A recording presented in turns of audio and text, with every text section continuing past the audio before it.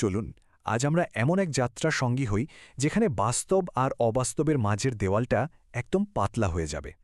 মাঝরাতের শেষ বাসের এই গল্পটা শোনার পর হয়তো আপনার চেনা রাস্তাও বেশ অচেনা লাগতে শুরু করবে। এটাকে বলা যেতে পারে একটা একেবারে খাঁটি বাংলা ভূতের গল্প, যা কিনা এমন ঝড় বৃষ্টির রাতে শুনলে বেশ জমে যায়। এই ধরনের গল্পগুলো আমাদের সবারই কিন্তু কোথাও না কোথাও শোনা, তাই না? একবার ভাবুন তো, রাত 12টার শেষ বাস, প্রায় ফাঁকা রাস্তা দিয়ে বাসটা এগিয়ে চলেছে। কখনো কি এমন পরিস্থিতিতে শিরদাঁড়া দিয়ে একটা ঠান্ডা স্রোত বয়ে গেছে? আমাদের আজকের গল্পটা ঠিক এই রকমই একটা অনুভূতি দিয়ে শুরু হচ্ছে। তো গল্পের প্রেক্ষাপটটা হল এক ঝড়ো রাত। চারিদিকে মুষলধারে বৃষ্টি পড়ছে, থেকে থেকে বিদ্যুৎ চমকাচ্ছে, আর প্রায় ফাঁকা রাস্তা ধরে নিঃশব্দে এগিয়ে চলেছে সেই রাতের শেষ বাস। পরিবেশটা একটু কল্পনা করার চেষ্টা করুন। ঘন বর্ষার রাত, আকাশ কালো মেঘে ঢাকা, চারপাশটা একেবারে নিস্তব্ধ, শুধু ঝমঝম বৃষ্টির শব্দ আর বাসের ইঞ্জিনের একটা একটানা আওয়াজ ছাড়া আর কিচ্ছু নেই। শহরের পরিচিত আলো, কোলাহল সবকিছু পেছনে ফেলে বাসটা ধীরে ধীরে গ্রামের অন্ধকার নির্জন পথের দিকে এগিয়ে চলেছে। এই যাত্রাপথটাই যেন একাকিত্ব আর সামনে আসতে চলা রহস্যের একটা প্রতীক। বাসের ভেতরে যাত্রী বলতে হাতে গোনা মাত্র কয়েকজন। অনেক বছরের অভিজ্ঞ ড্রাইভার রহিম মিয়া, কন্ডাক্টর হাসান, একজন কলেজ ছাত্র, দুজন শ্রমিক, একজন বৃদ্ধ আর একজন মহিলা। সবাই বেশ ক্লান্ত, যে যার নিজের চিন্তায় ডুবে আছে। আচ্ছা, এই পর্যন্ত তো সব ঠিকই ছিল, কিন্তু গল্পটা একটা সাধারণ যাত্রা থেকে আচমকা অতি প্রাকৃত দিকে মোড় নিল ঠিক তখন, যখন একজন নতুন অপ্রত্যাশিত যাত্রী বাসে উঠল।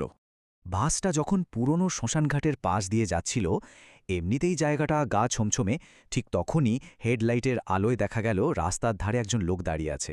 ভাবুন তো, এই ঝড় বৃষ্টির রাতে এমন একটা জায়গায় কে দাঁড়িয়ে থাকতে পারে?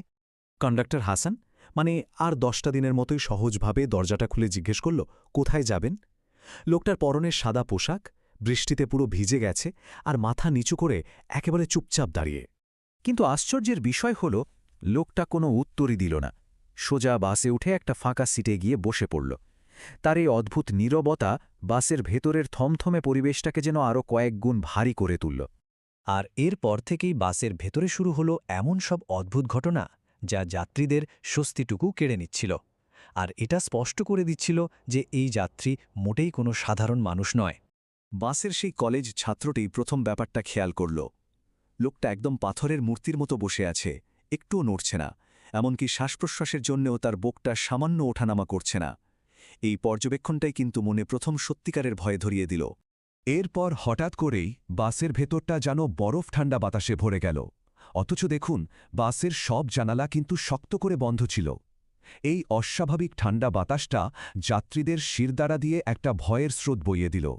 বাসের সেই বৃদ্ধ লোকটি, যিনি হয়তো এই রাস্তা আর তার রহস্য সম্পর্কে অনেক কিছুই জানতেন, তিনি তখন ফিসফিস করে বাকিদের উদ্দেশ্যে তার আশঙ্কার কথাটা জানালেন।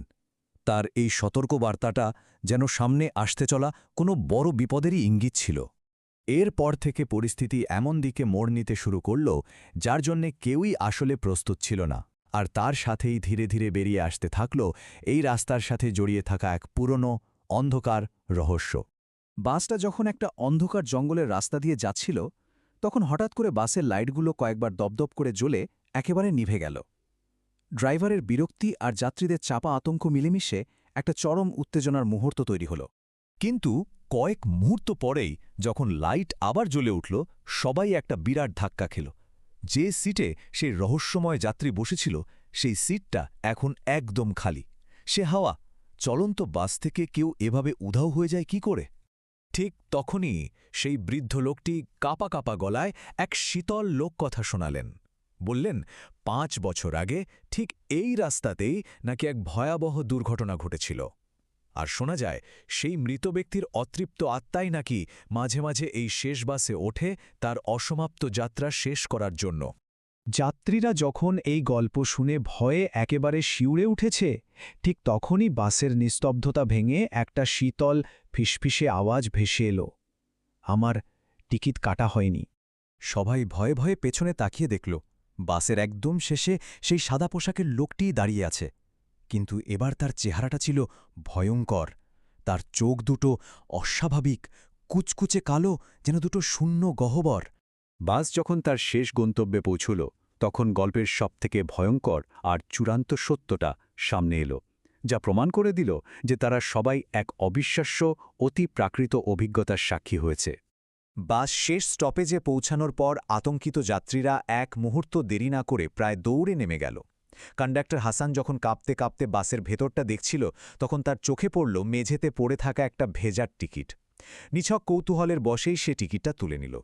টিকিটটার তারিখ ছিল ঠিক 5 বছর আগের, আর এটাই ছিল সেই ভয়ঙ্কর বাস্তবতার চূড়ান্ত প্রমাণ। এটা ছিল সেই দুর্ঘটনায় মারা যাওয়া ব্যক্তিরই টিকিট।